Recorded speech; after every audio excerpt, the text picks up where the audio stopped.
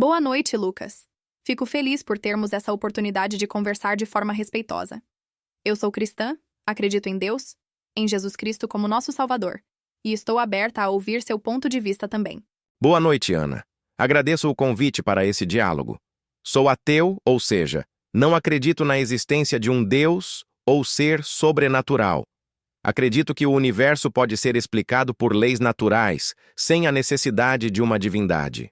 Entendo, mas posso perguntar, o que você acha que deu origem ao universo?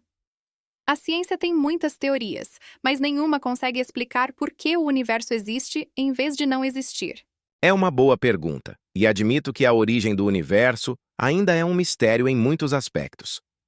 A ciência trabalha com hipóteses como o Big Bang, mas o que houve antes dele, se é que o antes faz sentido nesse contexto, ainda é incerto. Mas não saber algo não significa que devemos recorrer automaticamente a uma explicação divina. Mas veja, a Bíblia já dizia que, no princípio, Deus criou os céus e a terra. Gênesis 1:1. Para mim, essa é a resposta mais lógica. Um ser inteligente, fora do tempo e do espaço, criou todas as coisas. A complexidade do universo e da vida aponta para um Criador, não acha? Eu compreendo sua posição, mas para mim, esse argumento do design inteligente tem falhas. A complexidade não prova intencionalidade. Muitas coisas complexas surgem por processos naturais. A seleção natural, por exemplo, explica a diversidade da vida sem precisar de um criador. Mas a seleção natural explica as variações dentro das espécies, não a origem da vida. Como a vida surgiu do nada, a partir de matéria inanimada? A ciência tenta responder, mas até hoje não conseguiu replicar isso em laboratório. Isso reforça minha fé de que há algo maior por trás de tudo. É verdade que a abiogênese ainda não foi completamente explicada, mas a ciência já avançou bastante nesse campo. O fato de ainda não termos todas as respostas não me leva a concluir que foi um milagre.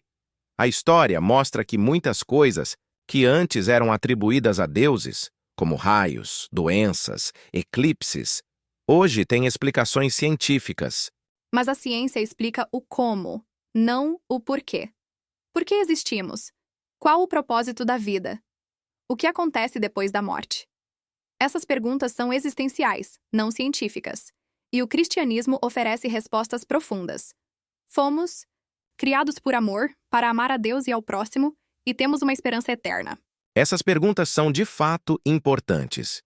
Mas eu não vejo problema em aceitar que a vida pode não ter um propósito cósmico.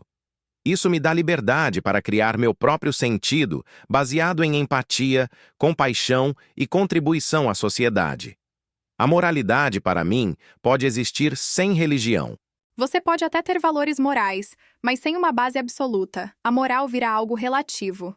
O que impede alguém de decidir que matar é aceitável, se tudo depende da perspectiva? A fé em Deus estabelece um padrão ético fixo. Mas mesmo dentro das religiões, os padrões morais mudam com o tempo. A Bíblia, por exemplo, tem passagens que hoje são vistas como problemáticas.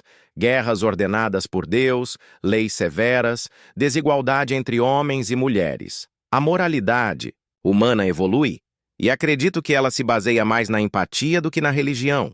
Algumas dessas passagens precisam ser entendidas no contexto histórico e cultural da época.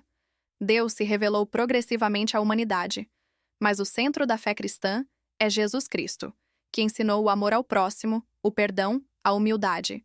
Valores que, inclusive, moldaram o mundo ocidental. Jesus foi uma figura inspiradora, mesmo para muitos ateus. Mas acho que podemos valorizar seus ensinamentos sem precisar acreditar que ele era o Filho de Deus. Há muitos líderes e pensadores que também promoveram o bem sem apelar à religião. Eu entendo, mas para mim não é só sobre ensinamentos. É sobre um relacionamento pessoal com Deus. Eu já experimentei momentos em que senti a presença divina, paz em meio a crises, respostas a orações. Isso é algo que a ciência não explica. A experiência pessoal é válida, e respeito isso. Mas há também explicações psicológicas para esse tipo de sensação. Nosso cérebro é altamente sugestionável. Pessoas de diferentes religiões relatam experiências espirituais semelhantes. Muçulmanos, hindus, budistas. Então, qual delas é a verdadeira? Talvez todos estejam buscando o mesmo Deus de formas diferentes. Mas o cristianismo é único na ideia de um Deus que se fez homem, que morreu por amor e venceu a morte. Isso não se encontra em outras religiões, e os próprios discípulos morreram por esse testemunho. Não fariam isso por uma mentira. Ou eles acreditavam sinceramente, mas estavam enganados. A sinceridade não é prova de verdade. Muitos morrem por crenças falsas. Eu prefiro basear minha visão de mundo no que é verificável, testável. Mas respeito sua fé, Ana. Ela claramente traz sentido e paz para você. E eu respeito sua busca por coerência, Lucas. Acho que, no fim das contas, ambos estamos tentando entender nosso lugar no universo. Só espero que um dia você também experimente o amor de Deus, que para mim é real e transformador. E eu desejo que você continue fazendo o bem, motivada por sua fé. Afinal, o que realmente importa é como tratamos uns aos outros. Que sigamos debatendo com respeito e mente aberta. Se você gostou e quer mais conteúdos como esse, deixe o like, inscreva-se e comente. Eu quero que trarei mais conteúdos como esse.